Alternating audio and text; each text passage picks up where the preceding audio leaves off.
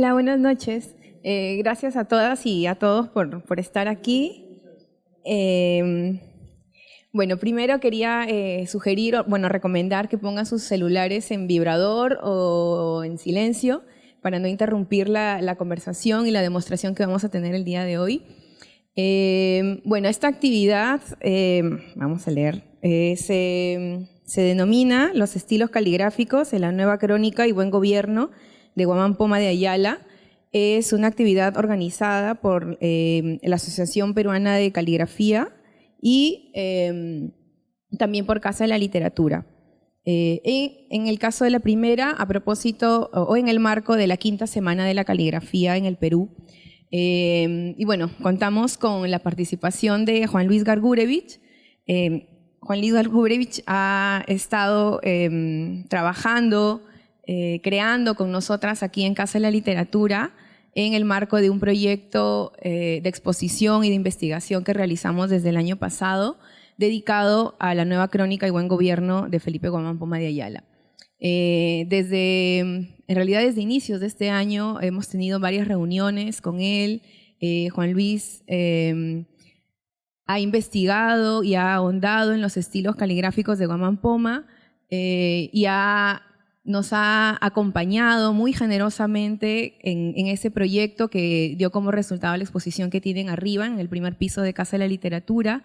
De hecho, hay una pieza allí donde él explica parte de su investigación. Y bueno, el día de hoy, como les decía, en el marco de la 5ª Semana de la Caligrafía, Juan Luis va a ahondar en esa investigación, a desarrollarla y a hacer también una demostración de lo que ha hallado. Voy a completar la información sobre nuestro expositor, contándoles que Juan Luis es diseñador gráfico especializado en publicaciones de gran formato. Ha seguido cursos de complementación profesional como acuarela, cerámica, entre otros. Además, ha llevado el taller de paleografía del siglo XVI y XVII del Instituto Ribagüero de la Pontificia Universidad Católica del Perú. También se ha dedicado a la docencia durante 25 años y en la actualidad comparte su tiempo entre el diseño editorial y la caligrafía. Además, colabora en la difusión de esta actividad en instituciones públicas y privadas. Y es director ejecutivo de la Asociación Peruana de Caligrafía Caligráfica. Bueno, eso, y escuchemos ahora a Juan Luis. Muchas gracias.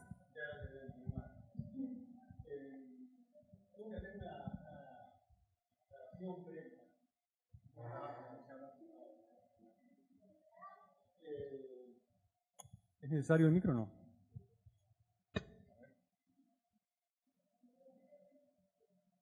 Les decía que tengo que hacer una aclaración necesaria. Y yo no soy historiador. Mi punto de vista tiene que ver con la caligrafía exclusivamente. Entonces...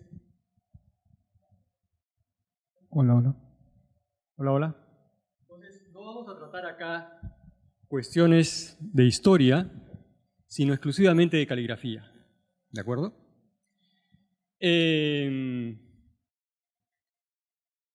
Comencemos. Vamos a separar esta exposición en dos partes. Vamos a hacer una parte teórica, digamos, ¿no? con el PowerPoint, con el PPT, y luego una demostración, ¿no? Sale una camarita y veremos cómo es que posiblemente escribía Guamán Poma con pluma de ganso, con pluma de pato, y con una tinta especial.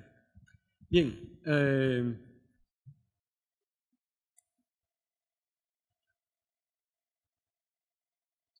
vamos a...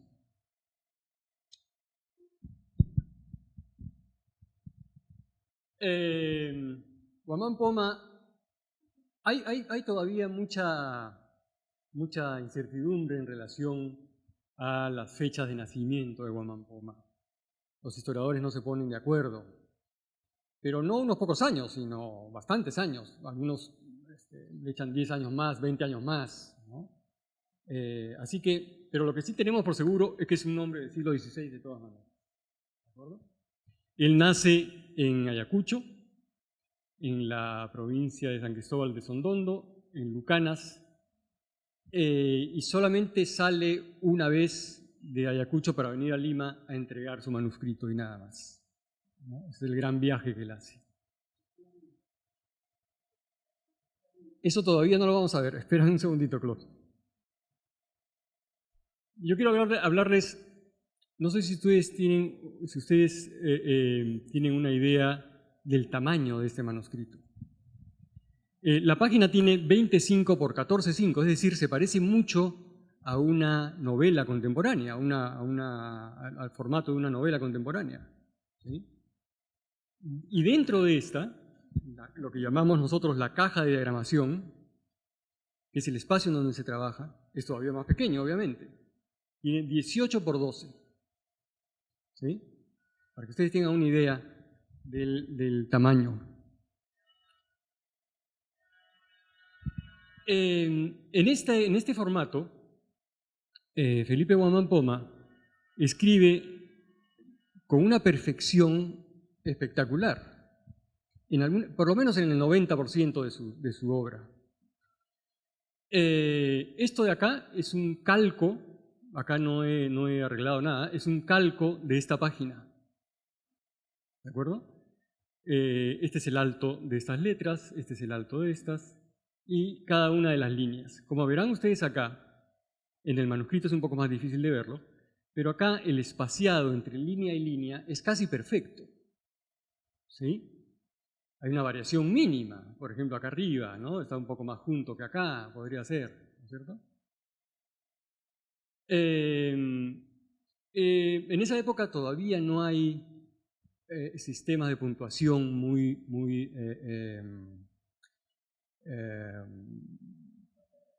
estables, vamos a decir, ¿no? Entonces, él utiliza esta línea para cerrar el párrafo y comenzar con letras de mayor tamaño el siguiente. Esta línea es importante porque nos hace ver que Guamán Poma ha trabajado antes como ayudante de notarios y de escribas, ¿no? Esta es una forma legalista, vamos a decir, de trabajar, para que no se llene el párrafo con otra letra, ¿no? Otra cosa interesante de ver en Guamán Poma es esta palabra de acá, el dicho autor, ¿no es cierto? El dicho autor. Ese es clásico del siglo XVI y XVII. El dicho autor en dicha ciudad, por dichas personas, ¿no? Se repite, es muy reiterativo el lenguaje legal de la época. Guamán Poma escribe así, escribe un poco así. Dice a esto el dicho autor, ¿no? A cada momento, el dicho autor, ¿no? Esto también es una muestra de que él ha trabajado antes con otras personas en cuestiones legales.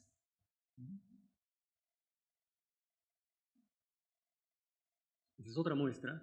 Miren ustedes acá la perfección de la línea y el espaciado entre letra y letra es notable, ¿no? No en toda la obra, hacia el final del manuscrito se desordena un poco. Tienen ustedes que pensar que este hombre se demora entre 20 y 30 años en hacer esto, ¿no? En un momento él le dice al rey, agradezca la labor de 30 años, ¿no? Parece que no son 30 años, en realidad él tiene un problema con las fechas siempre, ¿no? Es un poco menos, pero igual, okay, que sean 20 años, ¿no? Entonces es como cuando uno comenzaba el colegio la primera semana con un cuaderno ordenadito y termina el año escolar con un cuaderno que es un desastre. Más o menos le pasa lo mismo a él. Ahora verán en otros ejemplos. Este es el manuscrito. Es una rara fotografía porque es muy difícil de conseguir fotografía del manuscrito físico, ¿no?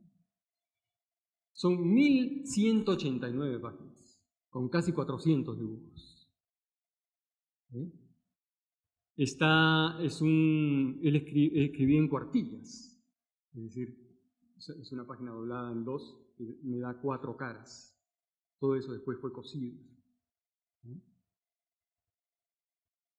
La intención de Guamán Poma es que este manuscrito llegue a manos del rey y que el rey, Felipe III, publique la obra, ¿cierto? Porque él está descontento, en fin, con una serie de cosas que suceden en Lima, en la colonia. Veamos a qué época pertenece Guamán Poma, a qué época de la cronología caligráfica pertenece. ¿Sí? Estamos en el siglo acá XV, XVI y XVII. Más o menos eso es lo que él va a abarcar. La época gótica, la época gótica comienza... Normal. La época gótica comienza más o menos desde acá, con una gótica primitiva en el siglo XII, XIII, XIII, XIV. Acá ya hay una gótica formal, gótica de forma. Esta es una gótica cursiva, es una cosa que se utilizaba para escribir los documentos de diario, digamos. Y el gótico llega hasta el siglo XV, inclusive un poco más, ¿no? Hay una gótica holandesa. El gótico es una de las familias que tienen, uno de los estilos caligráficos que tienen más variaciones, porque se extiende por toda Europa y, dependiendo de los países, adquiere diferentes características. Lo que nos interesa a nosotros es una cosa que llaman la gótica de suma, que es esto de acá, del siglo XV, la cancilleresca, que es del siglo XVI, y la redonda española. ¿Sí? Vamos a ver ahora cuáles son los estilos que yo más o menos he podido identificar en la obra de Guamán Poma. Primero hay estas mayúsculas, ¿no es cierto?, cuya referencia son las mayúsculas romanas. Luego tenemos estas minúsculas, que son una gótica de suma, exactamente iguales a las que vamos a ver en los manuales de la época. Luego la redonda o bastarda, que es una letra común, es como escribía la gente del diario. Y esta cursiva. Vamos a ver cada una de ellas con sus referencias. Las mayúsculas romanas. Las mayúsculas romanas es, como dice una amiga, la madre de todas las letras. ¿No es cierto? Esto, y el ejemplo más claro de este estilo caligráfico se encuentra en lo que se llama la columna trajana. La columna trajana es una columna que se hace en homenaje al emperador Trajano una vez que ha derrotado a los dacios, que sería la zona de Rumanía, ¿no? En el año 114, la columna es del 114, la guerra con los dacios es del año 101, 111 por ahí. Y esta placa de acá, se utiliza mucho como ejemplo de la perfección de la caligrafía, de la tipografía, ¿no? Esta placa. Es mármol de Carrara y está en la base de lo que sería esta columna que tiene como 40 metros de alto, ¿no? Es un texto que es un homenaje a Trajano, al emperador Trajano, ¿no? Entonces, lo que yo quiero que veamos acá es el trazo de las letras. Muchos años después, un investigador que se llama, ¿cómo se llama el sacerdote que hace? Katish. El padre Katish descubre que estas letras, el padre Katish allí mismo, ahí arriba, trepado en la columna, descubre que estas letras han sido primero trazadas con pincel y luego trabajadas sobre el mármol. De allí viene esta curiosa forma. el trazo que sube es fino y el trazo que baja es grueso. Y esa es una constante en la caligrafía que se hace con cualquier pluma chata, cualquier pluma plana, no la pluma puntiaguda, ¿de acuerdo? Entonces, en el caso de la M también es muy claro, ¿no es cierto? El trazo que sube es fino, el trazo que baja es grueso. Sube y baja grueso. ¿Sí? Este es el texto. Pero hay dos cosas interesantes en Guamán Poma. Ustedes habrán visto acá, en este texto,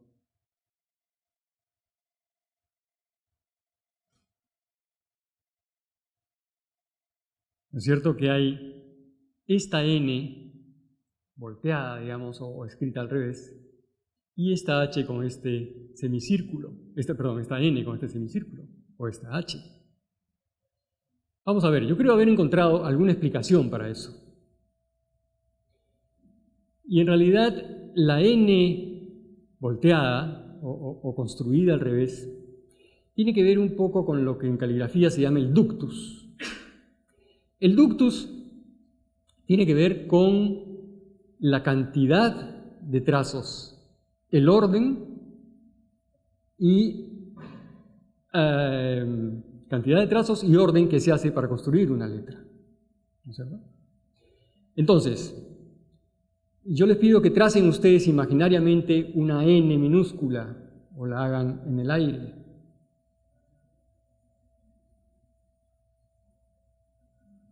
Si trazamos imaginariamente una N minúscula, lo que vamos a hacer es esto, ¿no es cierto? Es decir, hay un trazo de subida. Primero bajamos, luego subimos y volvemos a bajar. De aquí a esto hay un paso. Me parece que no es más complicado que eso, ¿no? Hay personas que podrían ver ahí un mensaje oculto, digamos, no creo, no lo veo. No, me parece más sencillo, ¿no? Me parece más sencillo. Ahora, ¿por qué solamente en la N? Porque si hacemos la M de esta manera nos sale cualquier cosa, no sale una M, ¿no? Esto es muy parecido a la N tradicional, normal. Más bien yo diría que la podríamos seguir haciendo así, porque es el trazo natural de la mano. El otro caso, el caso de la N, de la H. Vean ustedes esta referencia que yo he encontrado.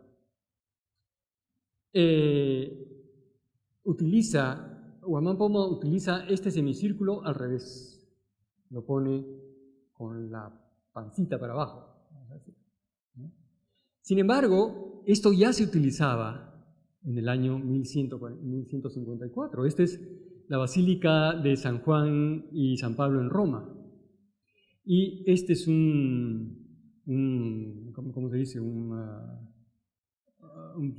frontispicio, no sé cómo se dice así, que está acá, en la entrada de la basílica.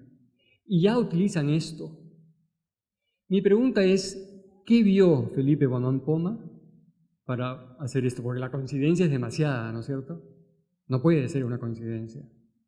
Alguna relación tiene que haber, algún documento tiene que haber visto Guamán Poma con esta forma, ¿no? Pero no solamente ahí. Ya, ¿de dónde viene este símbolo? ¿Qué significa este símbolo? Lo habíamos utilizado acá, ¿no? Encima de dos letras,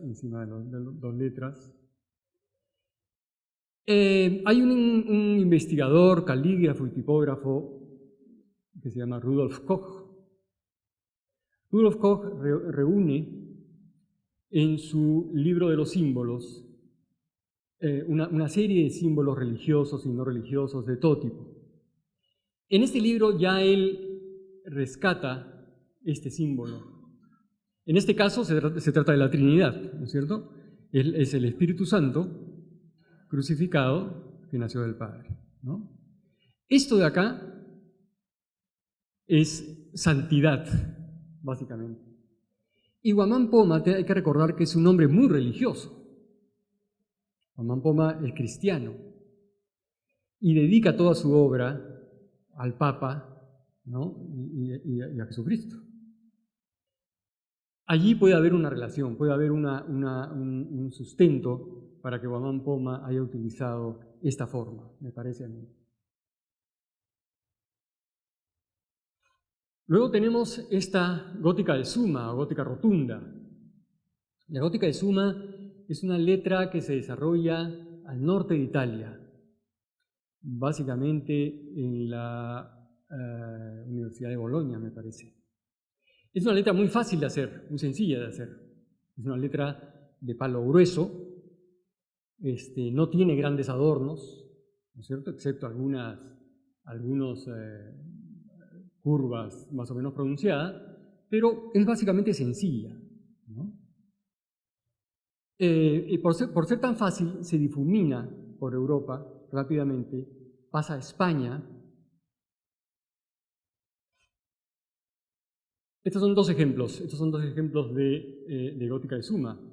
Este es un misal de Pedro de Toledo y esta es una página de un antifonario. Estos antifonarios son estos libros enormes que se ponían en medio del coro para que los sacerdotes pudieran leer a distancia, ¿no? Esto puede llegar a tener 60 centímetros, 80 centímetros de alto. Es muy, muy grande, ¿no? Un pedestal muy grande. En los años 80, estos pergaminos que circulaban por Lima terminaron siendo, en muchos casos, lámparas en algunas casas, ¿no? Y realmente se perdió muchísimo del acervo que había de páginas de antifonario por hacer lámparas, ¿no? Bueno, entonces decíamos que esta letra de gótica rotunda se difumina por toda Europa, llega a España, y en España hay un personaje que se llama Juan de Isiar. Este es otro calígrafo italiano, Francesco Crecci. Juan de Isiar es un calígrafo, es el padre de la caligrafía española. Y acá en la exposición tenemos una parte de un manualito, que es el mismo que vamos a ver ahora, ¿no es cierto? ¿Por qué he escogido yo este manual? Porque las letras de Guamán Poma son exactamente iguales a las que hace él, ¿no? Exactamente iguales. Yo no sé si Guamán Poma vio el manual, pero de todas maneras tiene que haber aprendido de alguien que sí lo vio, con seguridad, ¿no? Veamos un poco eso.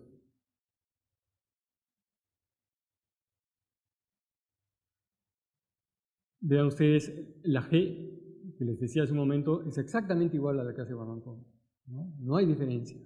La A también. Él se inventa algunas letras que le faltan. I, K, L, M, N, O, P, Q. Hay dos R's. Esta R que los españoles le llaman R de martillo, por la forma, y esta R que se utiliza para que vaya ligada a otra letra, ¿no? Por ejemplo, si yo pusiera una O acá, OR, entonces se completa la R, digamos, ¿no? Luego tenemos dos S's. Esta es la S larga, que ya no se utiliza, ¿no? Y la S tradicional. T, U, V y X. Y, Z, yo no sé muy bien qué cosa, perdón.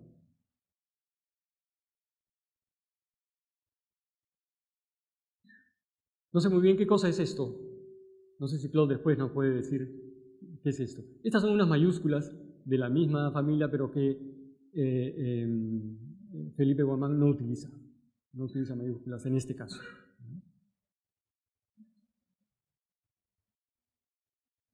Bien, y estos son algunos ejemplos. Vean ustedes. La G, exactamente igual, ¿no? La A, exactamente igual a la que muestra Juan de Isiar en su manual, ¿no? Y además hay una cuestión de proporción también. Ustedes saben que cuando trabajamos con pluma plana, la altura de la letra la da el instrumento con el que estamos trabajando. Es decir, ahora vamos a hacer una demostración. Si yo trabajo con una pluma de un ancho que tenga 2 milímetros, por decir algo, ¿no?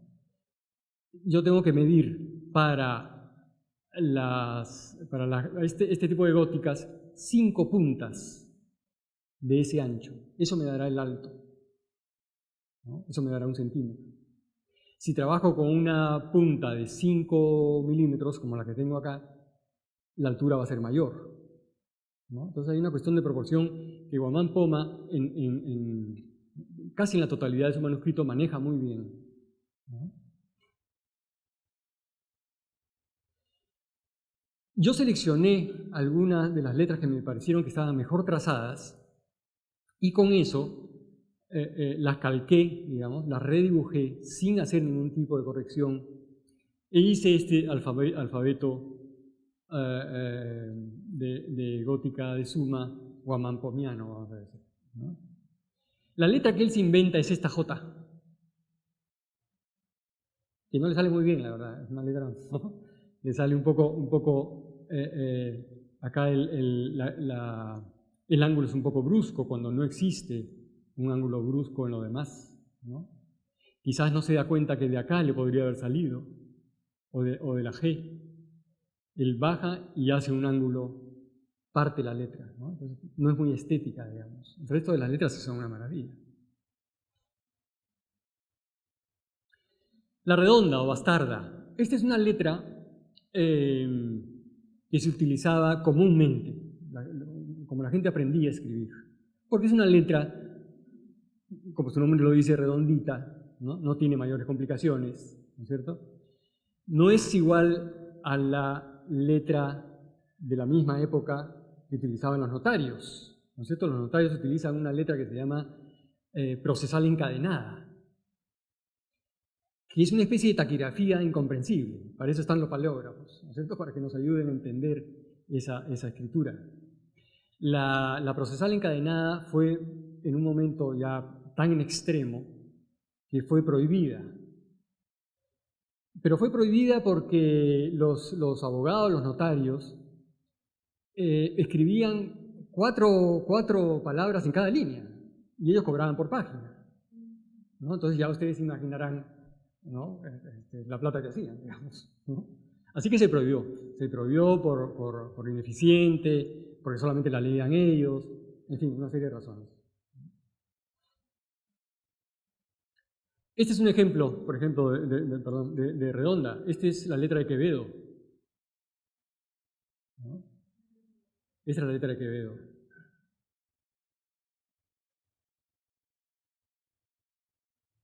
Este es un documento español, también de la época, que habla es un documento legal o de Estado, digamos, que habla de llevar un material de una mina a otra, no tiene importancia. Pero también es un claro ejemplo de la redondilla, ¿no? O redonda. Y finalmente la cursiva. La cursiva tiene por característica ser una letra que está ligeramente inclinada hacia la derecha, entre 10 y 12 grados a la derecha, y que suele estar enlazada. En este caso no, pero suele estar enlazada, es una de las características, ¿no? El siglo de oro de la cursiva es el siglo XVI-XVII. Y esta también es una cursiva, pero que no tiene tanta inclinación. Esta es una especie de híbrido, digamos, entre redonda y cursiva.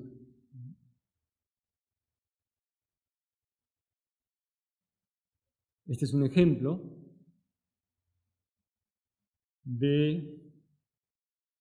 ¿Cuál fue el nombre? No me acuerdo ahorita. Pero vean ustedes, acá por ejemplo, vean la G. Perdón, vamos a retroceder todavía, ¿no? Quiero que comparen estos ejemplos con A ver si llegamos con estos de acá. ¿No? Opa. Con estos de acá. Por ejemplo, esta G es una G especial, ¿no? Acá hay un paréntesis. Esta G no pertenece a este grupo de letras. Parece ser más humanista, ¿no? Es una cosa rara, porque hace muy poco esta G, pero acá sin embargo la hace. Eso me llevaría a pensar a mí que quizás hay más de una mano en el manuscrito, ¿no? Ya van a ver ustedes después por qué. Porque hay páginas en las que no se parecen nada a su letra, ¿no?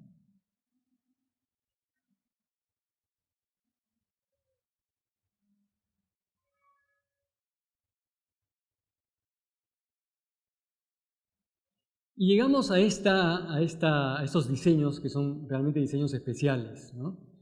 Recuerdan que yo les hablaba hablamos del trazo con este semicírculo, ¿no es cierto? Esto de acá. Bueno, él lo convierte ya en un tipo de escritura, ¿no es cierto? Él pone ese semicírculo en todas estas letras, en la M, en la A, en la N, con una S acá, en la A, ¿no? Ya hace locuras, ¿no? Eso sí es propio de él, ese es un diseño suyo, ¿no? De la misma manera acá, ¿no? Hay otra forma en la A que también es muy característica de los manuscritos de la época, que es una especie de cuña hacia adentro. En vez de la A tener un trazo horizontal al medio, lo que tiene es una cuña hacia adentro, ¿no? Y en este caso, por ejemplo, lo convierte en una especie de rosario, ¿no es cierto? Es una especie de rosario. Aquí, en la palabra justicia, a mí lo que me trae inmediatamente a la mente son balaustres, ¿no es cierto? Es una balaustrada, ¿no? Esta es una doble línea, y ahora vamos a ver cómo lo habría hecho probablemente, ¿no? Estos son diseños realmente diferentes y son absolutamente originales. Tienen cosas como esta, ¿no? Acá ya comienza, no comienza, sino ahí se escapa un poco de su estilo, ¿no? Esto es como muy descuidado para él, ¿no? Que ha hecho otras cosas tan lindas, ¿no es cierto? Igual que esto, ¿no? O esto de acá, ¿no? Pareciera o que ya estaba en los últimos años de la escritura, ¿no es cierto?, de su manera de escribir, o que es otra mano, ¿no? Una de las dos cosas. Y finalmente, estas ligaduras maravillosas. La ligadura es un efecto por el cual juntamos letras para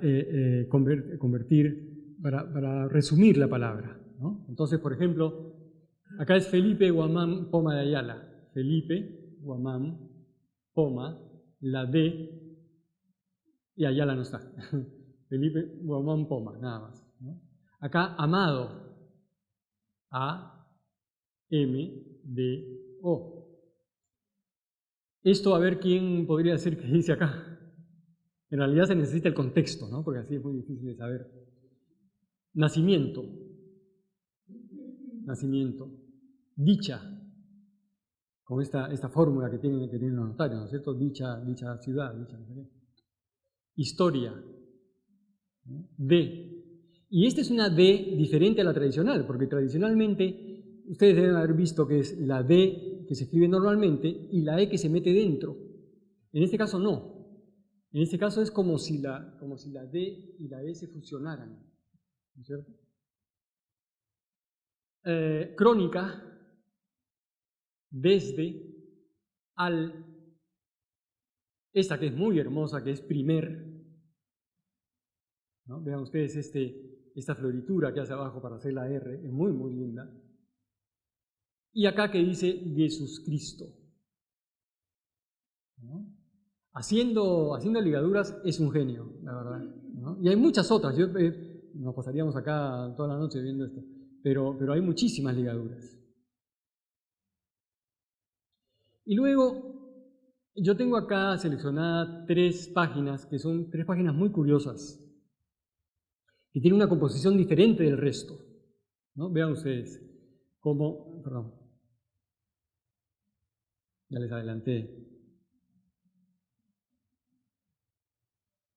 Esta es una página que la lectura comienza aquí, baja, termina acá y continúa de acá. Es una cosa muy rara, muy curiosa. O sea, termina en el vértice y continúa por acá, hasta el final. ¿Qué lo podría haber llevado a escribir de esa manera? ¿Por qué escribió de esa manera? El profesor Juan Ocio sostiene, bueno, está demostrado además, que él viene de familias quipucamayoc, es decir, de gente especializada en los quipus, que sabía leer los quipus. Y probablemente él haya visto acá una manera de quipus. Pero yo siempre voy por el lado más fácil, vamos a decir. Y lo que yo veo acá es esto. Si yo calco las líneas así como hice antes, con esas líneas horizontales, y las saco de ahí, las saco de la página, lo que me queda es esto. Bueno, eso se parece muchísimo a esto, ¿no? A ese uncu o a cualquier otro, pero es la forma del uncu a lo que yo voy. Podría ser alguna explicación, ¿no? Igual, esto de acá es un calco de esto, ¿no? Acá hay un espacio, acá está en 0, podría ser. Finalmente esto, de igual manera, ¿no? A mí me parece ver acá más uncus que quipu, en realidad, ¿no? Simplemente porque el quipu pues no tiene esta forma, ¿no? El quipu son nudos colgantes, ¿cierto? Finalmente, son los elementos con los que Guamán Poma trabaja, ¿no? Es el tintero, la pluma, acá hay otra pluma en la mano, tiene una especie de polvo secante, ¿no? Siempre hay una especie de salerito, vamos a decir, al costado, es una especie de polvo secante, porque si no, no podría seguir escribiendo, ¿no? Y esto que es un portaplumas. Dentro de este estuche, él tiene sus plumas ahí metidas. Esto se repite y hay unas imágenes muy lindas en donde el escribidor le entrega los instrumentos de escritura a un español y tiene los mismos instrumentos, siempre. Acá hay un libro, pero en otras imágenes tienen la ruma de papeles puestas allí. Una cosa interesante de saber, que no vamos a hablar de eso ahora, pero de saber es que en estos documentos en donde Guamán Poma escribe, no está escribiendo cualquier cosa. Hay un texto ahí que tiene que ver con el tema con el que se está hablando. No está escribiendo, como decíamos nosotros en diseño gráfico, uyu, o sea, ese texto simulado. No, él escribe cosas ahí. ¿Ya? Muy bien, hasta acá la presentación. Ahora, si me permiten, si me dan unos minutos para cambiar de cámara, vamos a hacer una demostración de cómo podría haber escrito Guamán Poma. ¿De acuerdo? En unos segundos.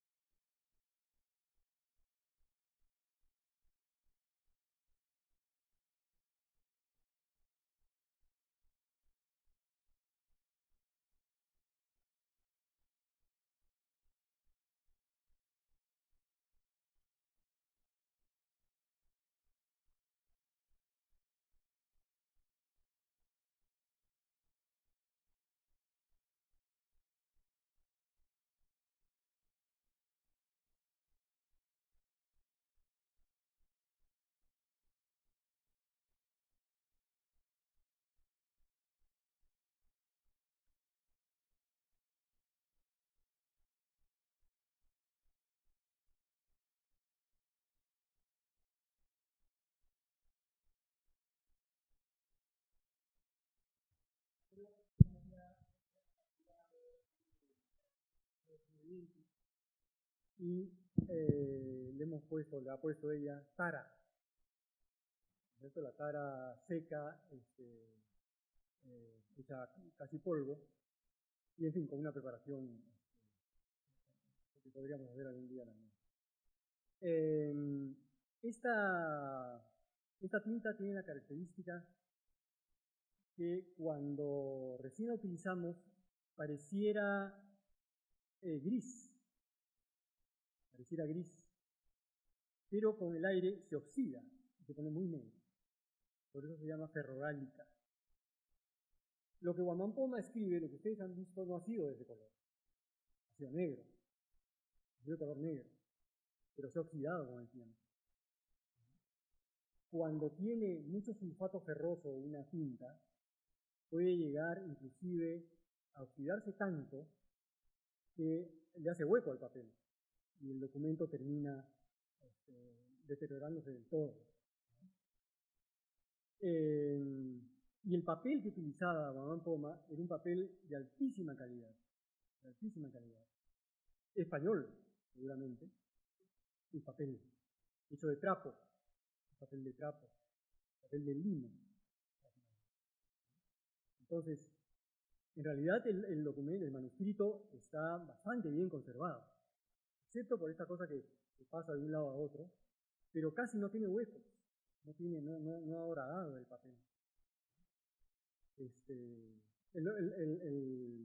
manuscrito está en la Biblioteca Real de Copenhague, ¿sí?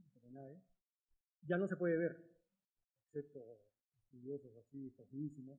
No lo sacan nunca, es un tesoro de la humanidad, un patrimonio de la humanidad. Okay. Vamos a ver.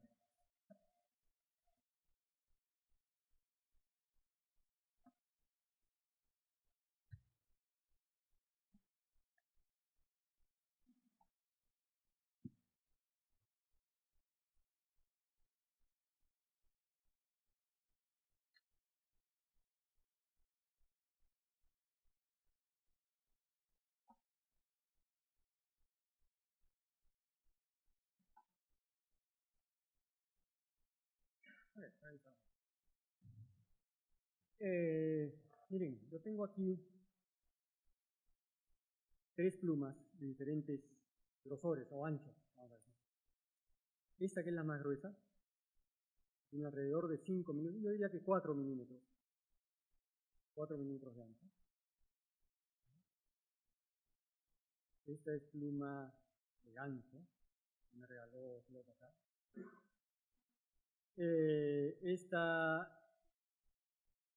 Esto tendrá 2 milímetros y 1,5 seguramente. Vamos a trazar con las 3 a ver qué nos sale.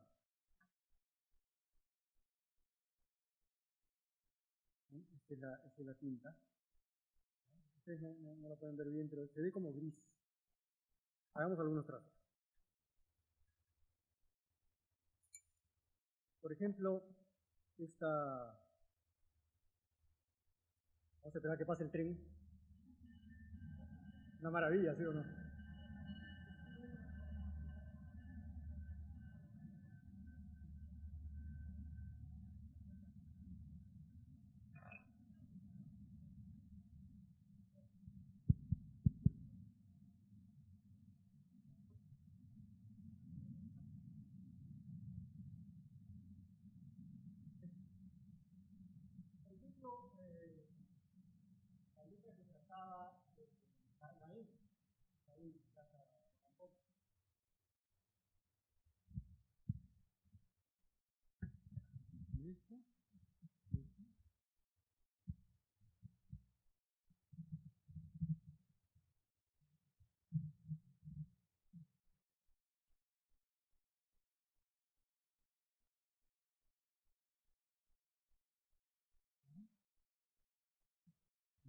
Para acercar un poquito.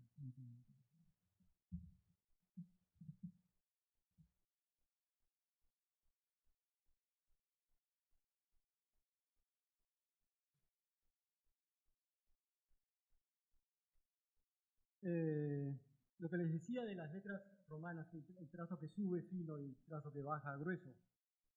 Guamán Poma hace lo siguiente. Hace primero un trazo, apoya mucho la pluma de inicio para crear una especie de serif. El serif son esos rasgos que aparecen al final de la letra, ¿no? En donde se apoya la letra, ¿no? Entonces él presiona un poco, después sube fino y baja grueso. Y acá le hace esto, hace esa especie de cuña, ¿no? Que después convierte en otra forma.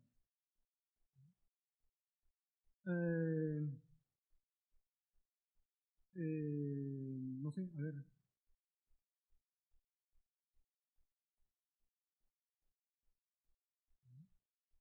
Después tiene una I, por ejemplo, y construye así.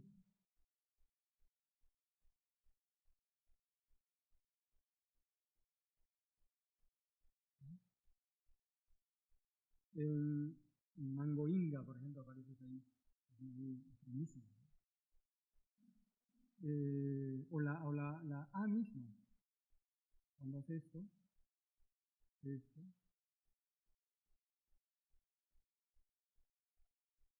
Y además le agrega esto, ¿no? Veamos, hagamos algo de gótica de Suma.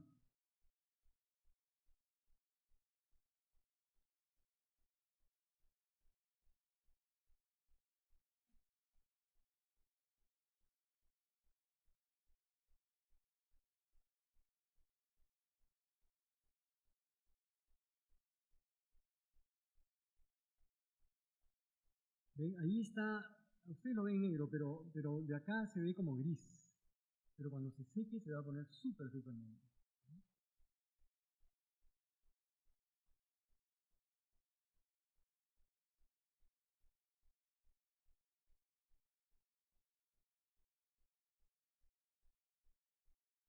La gótica de Suma tiene la característica de terminar cuadrada. No termina como otras góticas. Por ejemplo, la gótica fractura o la gótica textura suelen terminar en 45 grados. La gótica de Suma no. La gótica de Suma es perfectamente cuadrada.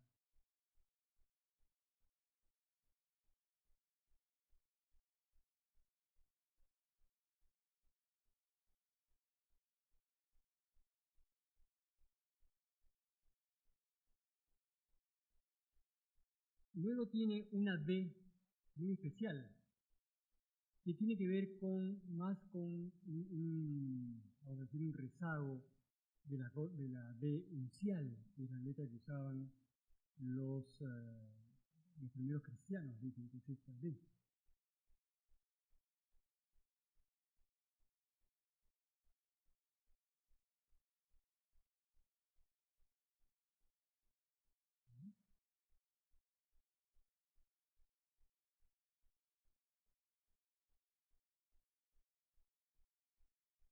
¿Sí?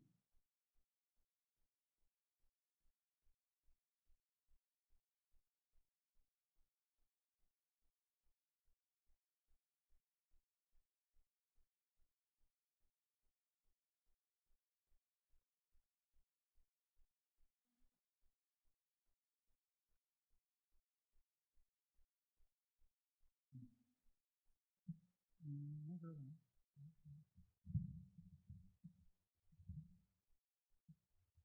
Y una G muy linda. La ponemos aquí.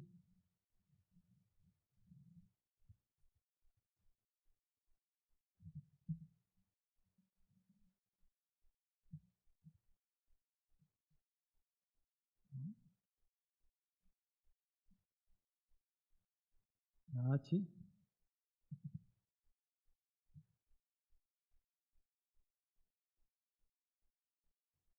La H hace esto.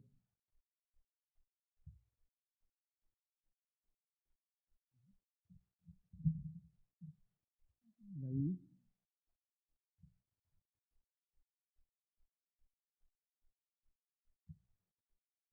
Pero en la J lo que hace es esto. Hace esto. Y acá hace este movimiento, que no tiene nada que ver con el resto, ¿no es cierto? Pero en fin, él lo hace así. Bueno,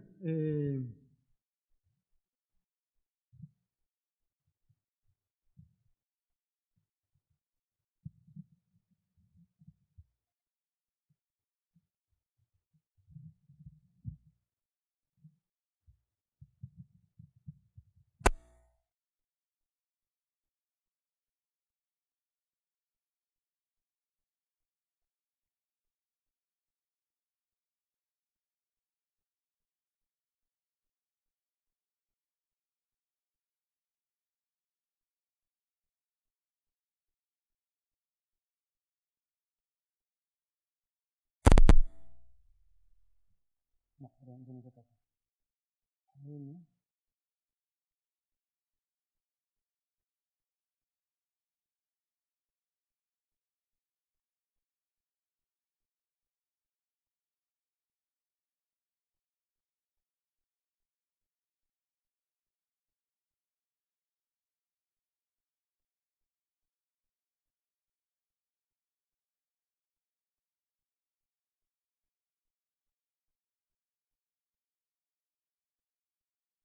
Aquí se aplica lo que conversábamos hace un momento del ductus, ¿no es cierto? Por ejemplo, para hacer la P, ¿yo qué cosa he hecho? He hecho un primer trazo, de abajo, ¿no es cierto? Luego he hecho este trazo, solamente hasta acá. Y el tercero, voy de izquierda a derecha, para juntarlo con el otro. Entonces he hecho 3 movimientos, 3 trazos, ¿no?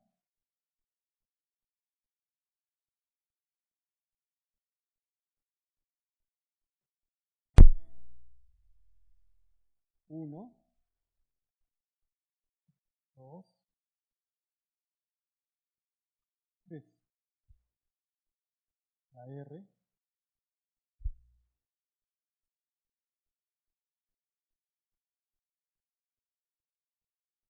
Esta primera R que es la R de martillo.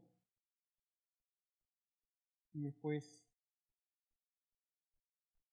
la otra R que se juntaría, por ejemplo, con la O. A ver, hacemos una O. Y acá juntamos esta R. OR. Ya no es necesario que hagamos el trazo inicial de la R.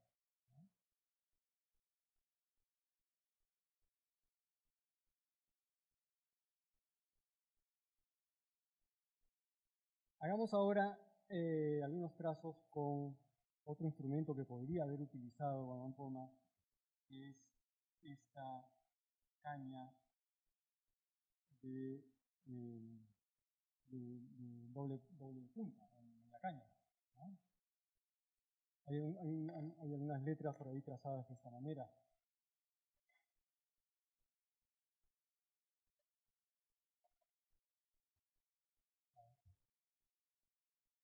Este es un carrizo que viene en el mercado de flores, ¿no? Es así de sencillo.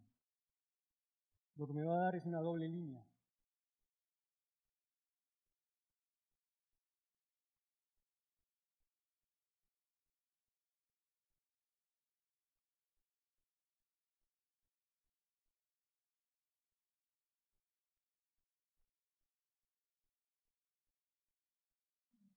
¿Verdad?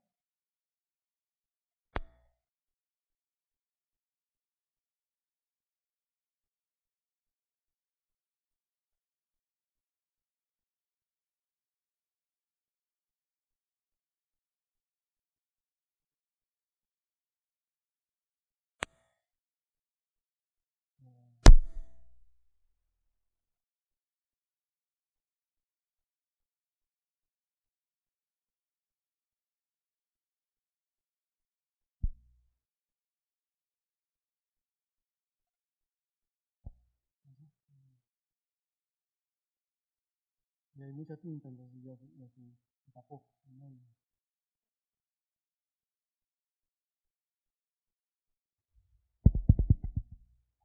Hola, hola. Bueno, esa es un poco la investigación que hasta ahora he realizado. Todavía el tema da para mucho más. Y si tienen algunas preguntas, yo encantado de poder responderlas de la manera posible. Muchas gracias.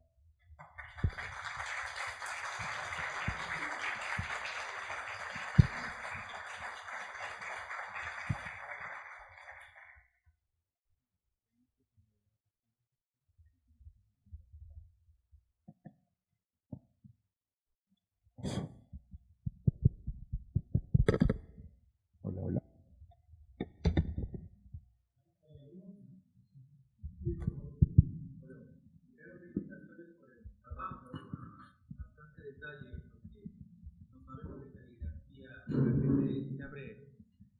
Muchas posibilidades para el estudio y la investigación, pero tengo una pregunta más bien respecto de su percepción.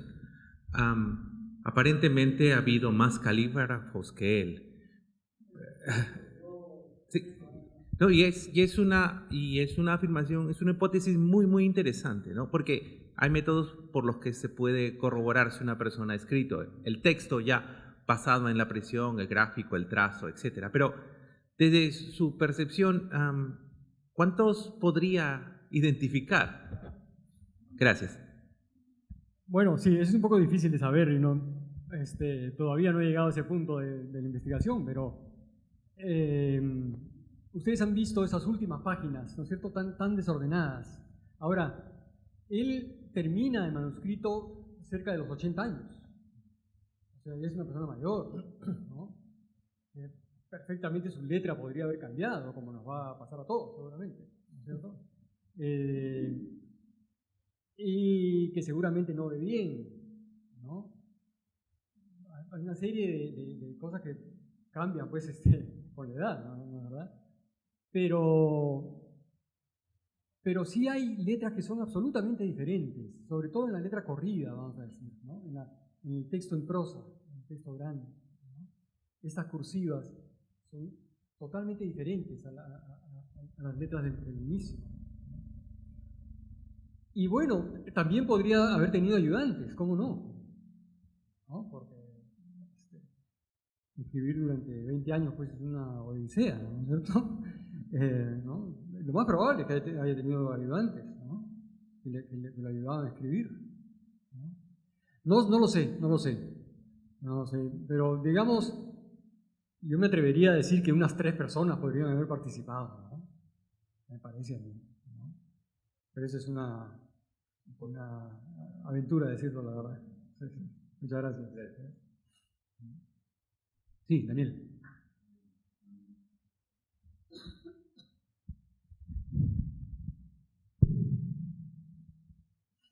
Juan Luis, gracias, extraordinario. Mira, hay algo a lo que no te has dedicado en esta investigación deliberadamente, pero de costado te tienes que haber dado cuenta. Aceptando que el medio puede ser muy importante en relación con lo que hacemos, definitivamente esa experiencia cognitiva y psicológica muy distinta a porrear un teclado para hacer un mecanoscrito que pasarse 20 años dibujando letras. Y mientras obligadamente te aproximabas al contenido, ¿sentías la conexión entre el modo en que se escribía y los contenidos que se expresaban? Bueno, ese es un poco inevitable, ¿no es cierto? Y eso no solamente pasa con este manuscrito, sino con muchos otros, ¿no? Seguramente. Cuando nos ponemos a investigar un manuscrito, hay una conexión, pues, que se va forjando mientras uno va investigando, ¿no? ¿La verdad?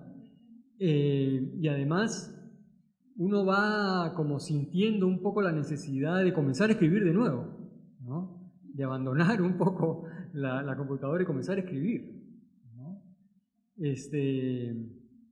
Como gran cosa, nosotros ahora utilizamos algunos efectos en la computadora que ya Juan Poma hacía, ¿no es cierto? Como es el hecho de comenzar un párrafo con letras mayores en la primera línea, ¿no es cierto? Una especie de negritas, vamos a decir, ¿no? Pero ya Juan Poma las hacía, ¿no? Sí, claro, la conexión con un manuscrito es muy especial, ¿no? Sí, cómo no. Claro que sí.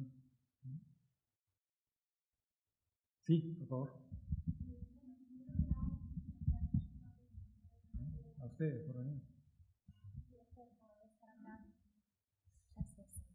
Bueno, mi pregunta es con relación al quechua. Quisiera saber acerca del caso de la Q y la K. Sé que estas letras han sufrido diferentes transformaciones a lo largo de los años y me gustaría saber qué opina usted con respecto al sincretismo generado una vez que la caligrafía vino de España y empezó a representar realidades indígenas y en quechua también. Bueno, ahí nos estamos metiendo en otro tema, pero sin embargo, hay muchos quechuas en la obra de Guamán, ¿no? Porque me parece que hay aymara y hay quechua, ¿no es cierto? Ahora, él es un hombre españolizado, él es cristiano, ¿no?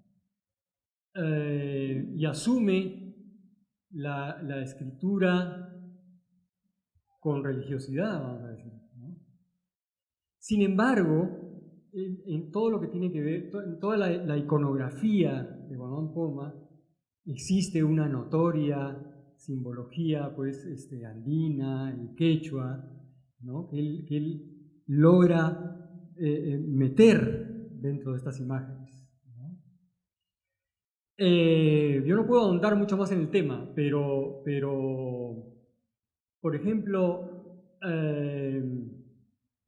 no se ve la K en su texto, ¿no? Pero sí la Q, ¿no es cierto? K hay muy pocas, me parece, pero sí la Q. La Z, ¿no? Que también es una letra que, ¿no? extraña para nosotros. ¿Por qué? Porque además él ha trabajado con españoles, ¿no? Él ha sido asistente de notario y ha sido intérprete de españoles. Entonces él maneja muy bien los dos mundos, en realidad, ¿no? Él es nieto de una colla princesa, de una princesa inca, ¿no? Y a la vez es un español, vestido como español, ¿no? No sé qué más puedo decir. Muchísimas gracias. A ti.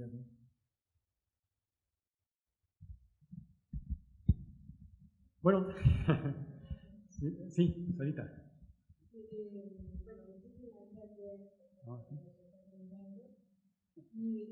Cuando hablaba sobre las ligaduras guamponianas, recuerdo en la capilla del Hogar de la Madre, no sé si han visto, No. también hay un trabajo parecido de unir una palabra en prácticamente como si fuera un ideograma, ¿no? Sí.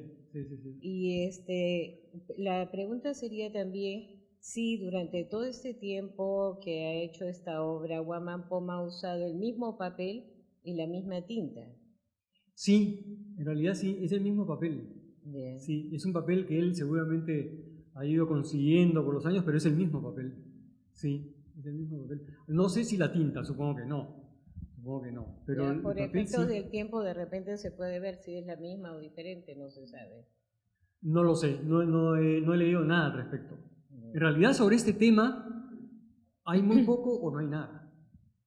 Porque es cierto que hay gran cantidad de material sobre Guamán Poma acerca de la iconografía, ¿no es cierto? Acerca de la simbología, de la iconografía. Eso hay muchísimo, ¿no? Cosas complicadísimas de lectura de las imágenes. Pero sobre este tema de la caligrafía yo no he encontrado nada, salvo 2 líneas en algún libro por ahí. Y lo que tú dices de las ligaduras, sí es cierto, es una cosa que se usaba mucho en el medioevo y posteriormente. Pero Guamán Poma llega pues a unir palabras grandes como nacimiento, como Jesucristo. Historia. ¿No? Historia, ¿no? Por supuesto que si yo la saco de contexto, dudo mucho que se pueda leer qué cosa es, ¿no? Salvo un especialista. Pero son muy hermosas desde el punto de vista estético, ¿no? La palabra crónica, por ejemplo, con la pata de la R tan hermosa, ¿no? Sí, hay todavía mucho por investigar sobre este tema, ¿no? Así que estos son los primeros rasgos, yo encantado de dárselos, ¿no? Muchas gracias. Gracias. Amable.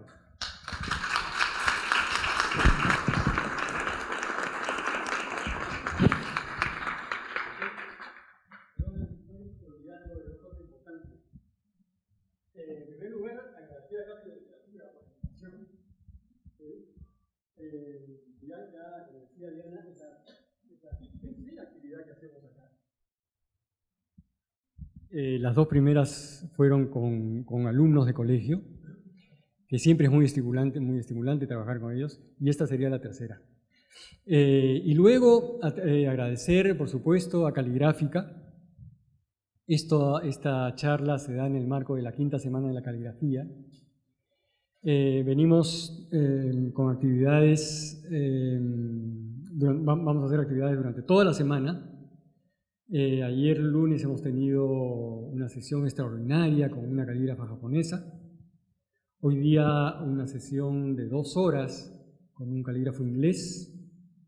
Mañana tenemos un calígrafo vietnamita, así que yo los invito a que entren a la página de Caligráfica, caligráfica.org, y si todavía hay cupos, espero que hayan algunos, se apunten. Esto es online, por supuesto, ¿no? En la mañana están los invitados extranjeros, en la tarde estamos los peruanos. Y además hay una muestra virtual que se llama Trazos del Pasado, que consiste en lo siguiente: si ustedes conservan familiarmente un documento manuscrito que ustedes consideren importante, valioso, lo cuelguen. Puede ser cualquier tipo de documento, una receta de cocina de la abuela. Esta mañana un amigo mexicano decía que tenía una carta de su bisabuelo enamorando a la bisabuela, ¿no? Que la va a colgar. Simplemente le toman una foto con el celular y la cuelgan en la página de la muestra virtual que aparece en la página de Caligráfica. Anímense a hacerlo, ya hay cosas colgadas, entren para que vean de qué se trata, y encantado de recibirlos. Claro. Gracias.